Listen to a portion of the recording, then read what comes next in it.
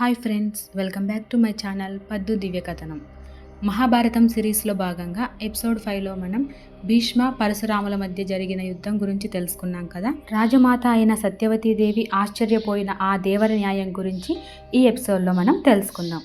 ఇక లేట్ చేయకుండా ఎపిసోడ్ 6లోకి వెళ్దామా.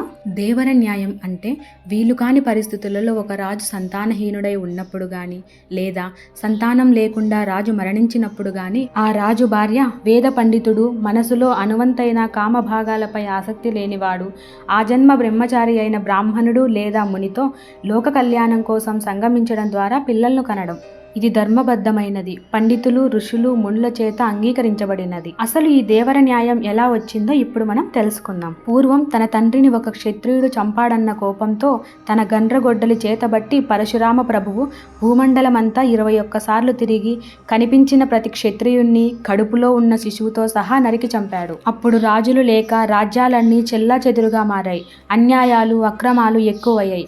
అప్పుడు రాకుమార్తెలందరూ దేవర న్యాయం చేత వారసులను కని తమ రాజ్యాలను రక్షించుకున్నారు. ఇది మహాభారతంలోని అత్యంత కీలకమైన కష్టమైన ఘట్టం. రాజ్య శ్రేయస్సు కోసం తీసుకున్న ఒక నిర్ణయం తప్ప దీనిలో ఎలాంటి దురుద్దేశం లేదు. కాబట్టి మనం దీనిలో తప్పులు ఎంచకూడదు. ఎందుకంటే రాజులు లేని రాజ్య స్థితిగతులు ఎలా ఉంటాయో మనకు తెలుసు. ఈ కాలంలో ఇలాంటి ఆచారాలు, సాంప్రదాయాలు మనం పాటించకూడదు. ఎందుకంటే అంతటి మహానుభావులు, పుణ్యకార్యాలు చేసేవారు ఈ కాలంలో లేరు. కాబట్టి ఈ ఆచారం కలియుగం ఆరంభంలోనే తుడిచిపెట్టుకుపోయింది. భీష్ముడి మాటలు విన్న సత్యవతీదేవి ఆలోచనలో పడింది. కొంతసేపటి తర్వాత సత్యవతీదేవి భీష్ముడితో ఇలా అంది: కుమారా, మీ తండ్రి గారితో వివాహం జరగకముందు నాకు నా కన్యత్వం చెడకుండా ప్రతీప మహర్షి ద్వారా వ్యాసుడు జన్మించాడు. వ్యాసుడు ఆజన్మ బ్రహ్మచారి, సద్గుణ సంపన్నుడు. వ్యాసుడి ద్వారా మన వంశం అభివృద్ధి చెందుతుంది అని చెప్పగా భీష్ముడు సరే అన్నాడు. వెంటనే పండితులతో, ఋషులతో చర్చించి సత్యవతీదేవి వ్యాసుడిని స్మరించింది. వెంటనే వ్యాసుడు అక్కడ ప్రత్యక్షమై తల్లికి నమస్కరించాడు. చాలా రోజుల తర్వాత కుమారుడిని చూసిన సత్యవతీదేవి చాలా ఆనందపడింది. అప్పుడు వ్యాసునికి సత్యవతీదేవి జరిగినదంతా వివరించి, కుమారా, ధర్మబద్ధమైన దేవర న్యాయం ప్రకారం నీ తమ్ముడి భార్యలకు పుత్రులను ప్రసాదించు అని కోరింది. దానికి వ్యాసుడు సరే అన్నాడు. ఆ రోజు రాత్రి సత్యవతీదేవి అంబికను వ్యాసుని దగ్గరకు పంపించింది.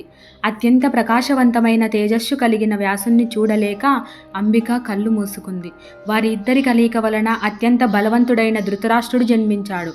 కానీ ఆ సమయంలో అంబిక కళ్ళు మూసుకొని ఉండడం వలన ధృతరాష్ట్రుడు పుట్టు గుడ్డివాడిగా జన్మించాడు. తరువాత అంబాలిక వ్యాసుడి దగ్గరకు వచ్చింది. ఆమె కూడా వ్యాసుడి ప్రకాశవంతమైన తేజస్సు చూసి సంగమ సమయంలో భయంతో తెల్లగా పాలిపోయింది.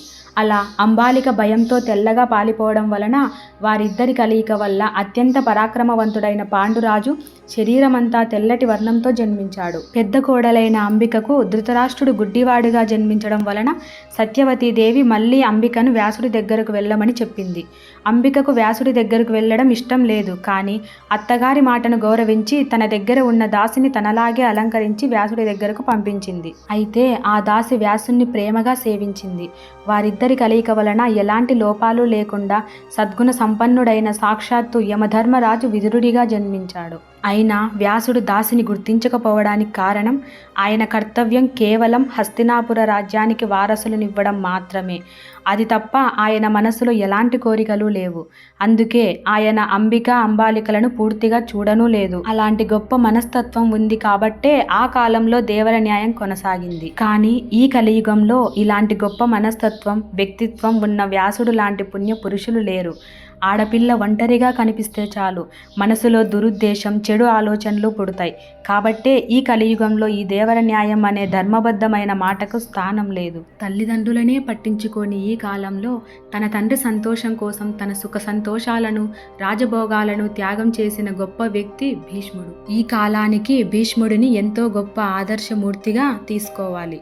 వ్యాసుడు తన తల్లి కోరిక మేరకు మనసులో ఎలాంటి దురుద్దేశం లేకుండా తన కర్తవ్యాన్ని మాత్రమే పూర్తి చేశాడు. కాబట్టి మహాభారతంలోని భీష్ముడు, వ్యాసుడు వంటి మహానుభావుల జీవిత గాథలు వినడం వల్ల కనీసం కొంతమందిలో అయినా మార్పు వస్తుందని ఆశిస్తున్నాను. సరే, ఇక కథలోకి వెళ్దామా.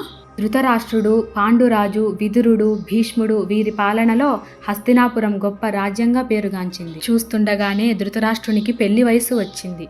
అప్పుడే భీష్ముడికి గాంధార రాజ్యానికి చెందిన సబలుడు అనే రాజుకు జన్మించిన గాంధారి గురించి తెలిసింది. ఆమె తపస్సు చేసి 101 సంతానం కలిగేలా పరమశివుడి నుంచి వరం పొందింది. అది తెలుసుకున్న భీష్ముడు పూర్వం భరత వంశానికి ఎదురైన పరిస్థితి ఇంకెప్పుడు ఎదురు కాకూడదని అనుకొని ధృతరాష్ట్రుడికి గాంధారికి వివాహం జరిపించాలని అనుకొని విదురుడితో చర్చించి వజ్ర వైడూర్యాలు, బంగారు నగలు, బహుమానాలు తీసుకొని గాంధార రాజ్యానికి బయలుదేరాడు. అక్కడ భీష్ముడు గాంధార రాజు అయిన సబలుడిని కలిసి, మహారాజా, హస్తినాపురం రాజ్య యువరాజు, అత్యంత పరాక్రమవంతుడు, బలశాలి అయిన ధృతరాష్ట్రునికి మీ కుమార్తె గాంధారిని ఇచ్చి వివాహం చేయాలని నిర్ణయించుకున్నాం. మరి మీ అభిప్రాయం ఏమిటో తెలపండి అని భీష్ముడు సబలుడిని అడిగాడు. అప్పుడు సబలుడు ఎంతగానో ఆనందపడి నేను ఈ వివాహానికి ఒప్పుకుంటున్నాను అని అన్నాడు. కానీ ఈ వివాహానికి గాంధారి సోదరుడైన శకుని వారి బంధుమిత్రులు ఒప్పుకోలేదు. కారణం పుట్టుగుడ్డివాడైన ధృతరాష్ట్రునికి